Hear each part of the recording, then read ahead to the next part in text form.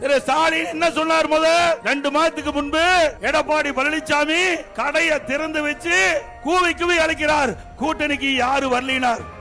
திரு ஸ்டாலின் அவர்களே, கூட்டணி தானாக அமைய வேண்டும், கனி தானாக பழுக்க வேண்டும், அப்பதான் சுவையாக இருக்கும்.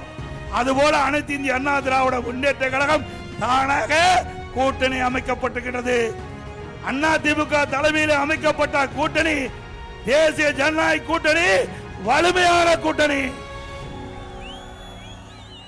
இன்றைய தினம் திரு ஸ்டாலின் தலைமையில் இருக்கின்ற கூட்டணி ஆட்டம் கண்டு போச்சு. உண்மைதானே? தினந்தோறும் பத்திரிகையில காங்கிரசுக்கும் திமுகவுக்கும் வார்த்தை போர் நடந்து கொண்டிருக்கின்றது. இந்த வருகின்ற சட்டமன்ற பொது தேர்தலில் திமுகவும் காங்கிரசும் கூட்டணி இருக்குமா இல்லையா என்பது சந்தேகம். காங்கிரஸ் ஆட்சியிலே பங்கு வேண்டும், அதிகாரத்திலே பங்கு வேண்டும்.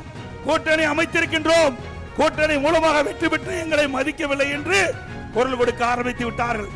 இப்பொழுது கூட மாலை மலர் பத்திரிகையிலே வந்திருக்குது, எங்களுக்கு உரிய மரியாதை கிடைக்காவிட்டால் நாங்கள் அதுக்கு தகுந்த பதிலடி கொடுப்போம் என்று காங்கிரஸ் கட்சி சேர்ந்த நாடாளுமன்ற உறுப்பினர் தெரிவித்திருக்கிறார். ஆக புகைய ஆரம்பிச்சிட்டது திமுக காங்கிரஸ் கூட்டணியில. அது நிலைக்குமா நிலைக்காது என்று தெரியல. இப்படித்தான் திமுக கூட்டணி. ஒரு பக்கம் திருமாவளவன் ஆட்சியில பங்கு வேணும்னு கேக்குறாருல்ல, கூட்டணியில குழப்பம் தானுங்க. சொல்லுங்க, கூட்டணி குழப்பமா? அண்ணா திமுக கூட்டணி வலிமையான கூட்டணி. பாரத பிரதமர் திரு நரேந்திர மோடி அவர்கள் மதுராந்தகத்துக்கு நேரடியா வந்து நம்முடைய தேர்தல் பிரச்சார கூட்டத்திலே கலந்து கொண்டு நம்முடைய கூட்டணி கட்சி தலைவர்கள் மேடையிலே தோன்றி சிறப்பாக நம்முடைய கூட்டணி தேர்தல் பிரச்சாரத்தை துவங்கிவிட்டது.